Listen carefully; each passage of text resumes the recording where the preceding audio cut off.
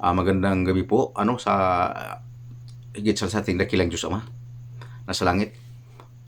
At magandang gabi po sa inyong lahat mga kabayan. Mga kabayan, masasabi ko sa inyo, sana po yung nailatag kong panalangin diyan, makakuha po kayong lahat na nakakakita sa aking sa aking sa aking YouTube, Sana makakuha po kayo lahat niyan.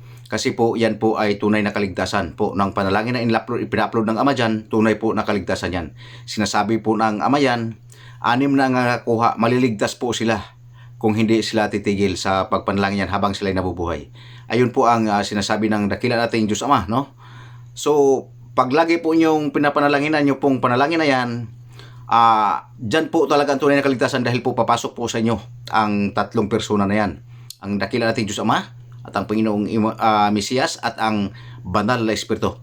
So po, upang maunawaan nyo po kung bakit tayo maliligtas, dahil po, yung panalangin po na yan, dasalin nyo po yan, masusubukan nyo po yan, Papasok po sa inyo dyan ang banal na Espiritu ng Diyos Ama. Pag nandiyan sa iyo ang banal na Espiritu ng Diyos Ama, mayroon na kayong Diyos. Dahil ang walang banal na Espiritu ng Diyos Ama, sinasabi niya na wala silang mga Diyos. Yun po ang katotohanan upang maunawaan nyo po. Ang tao po na walang banal na Espiritu ng Diyos Ama, wala po silang Diyos. Ayun po ang katotohanan. Upang magliliwanag po yung isip nyo sa lahat po ng mga tao na papunta sa aking channel, hanapin nyo po yung panalangin na yan, Hanapin nyo po talaga yung panalangin na in-upload ko dyan kung interesado po kayong maligtas sa mundong ito. Mga kababayan, ako po ay nananawagan sa inyo na nasa mga huling araw na po tayo, sinasabi ng dakilang Ama. Pero ito po ang sabihin ko sa inyo, ngunit hindi pa naman ganun, hindi pa naman para sa ating mga tao, malayo pa naman kasi dadaan pa, Dadaan pa ang World War III, Ang World War III po sa atin dadaan pa, bago ang wakas. Ang World War III po natin mga kababayan, 2110 March 10 ang umpisa, sa ating World War III. Tandaan po niyo yan, bago po ang wakas. Ngunit ito po pakatandaan natin mga kababayan, na tayo pong mga tao, napakaiksi ang buhay, Habang tayo ay nabubuhay, paglilingkuran po natin, ang ating dakilang Diyos Ama, upang maligtas po tayo, Kasi po ang ating buhay po ay napakaiksi. Di natin alam ngayon, bukas, wala tayo sa mundong ito. Ayun po ang katotohanan.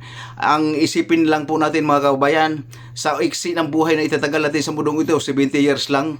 Samantalang pag nagkaroon po tayo ng kaligtasan po, billion po, ang ating itatagal sa kaharian ng ating dakilang Diyos Ama sa langit, Yun po ang isipin po natin kung tayo po ay napunta sa hindi maganda, sa impyerno, ay sa totoo po, bilyon panahon din po, nandoon tayo sa impyerno magtitiis. Ayun po ang katotohanan. Sabihin ko sa inyo mga kabayan, na upang makuan tayo, magkaroon tayo ng magandang patunguhan.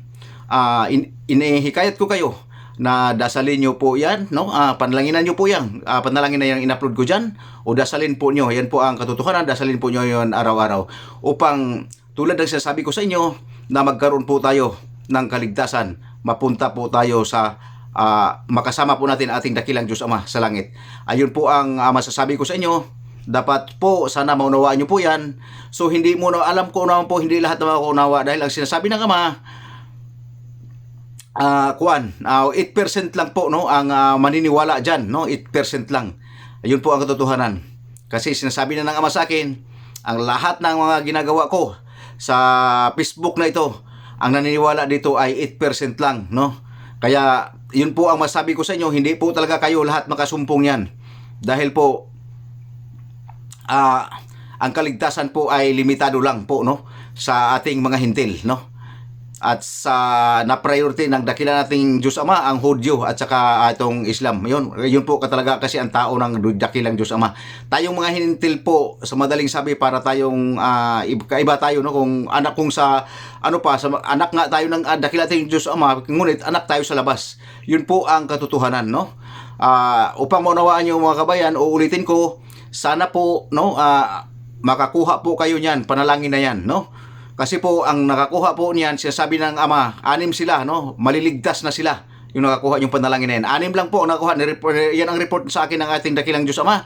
6 lang po ang nakakuha simula in-upload ko yan. Sa tagal ko na pong in-upload yan, 6 lang po ang nakakuha. So ibig sabihin, tao ito ng ating dakilang Diyos Ama na maliligtas sila talaga. So hanggang dito lang po, no? Magandang gabi sa lahat sa ating dakilang Diyos Ama na sa langit, at magandang gabi po sa inyong lahat, mga kabayan sa buong mundo.